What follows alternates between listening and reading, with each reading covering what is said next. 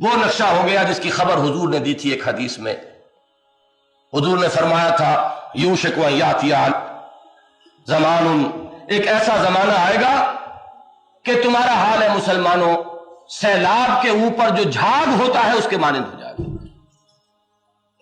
صحابہ حیران ہوئے، غصاؤں کا غصائی سیل کیسے ہو جائے گا؟ انہوں نے پوچھا امن قلت نحن یومئذ یا رسول اللہ، حضور کیا اس زمانے میں ہماری تعداد بہت کم ہو جائے گی کہ ہم سیلاب کے اوپر کے جھاگ بن کر رہ جائیں گے؟ حضور نے فرمایا نہیں، بل انتم یومئذ کثیر، تم بہت ہوگے لیکن تمہاری حقیقت کچھ نہیں ہوگی، جھاگ ہوگے. اور دنیا کی قومیں تم پر ایک دوسرے کو ایسے دعوت دیں گی جیسے دسترخوان پر کھانا رکھنے والی دسترخوان بچھا کر کھانا چن کر پھر مہمانوں کو بلایا کرتی ہے کہ آئیے کھانا تناول فرمائیے. اس طرح اقوام عالم تداعی علیکم الامم، امتیں جو ہے اقوام تم پر ایک دوسرے کو بلائیں گی، یہ لقمہ تر ہے، یہ نوالہ تر ہے، آئیے تشریف لائیے.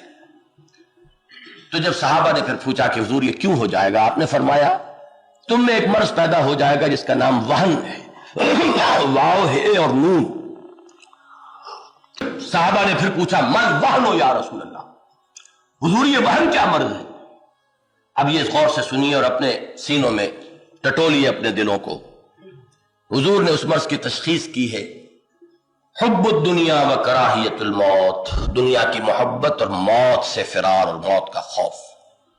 یہ تم میں ہو جائے گا تو تم لقمہ تر بن جاؤ گے اقوام عالم.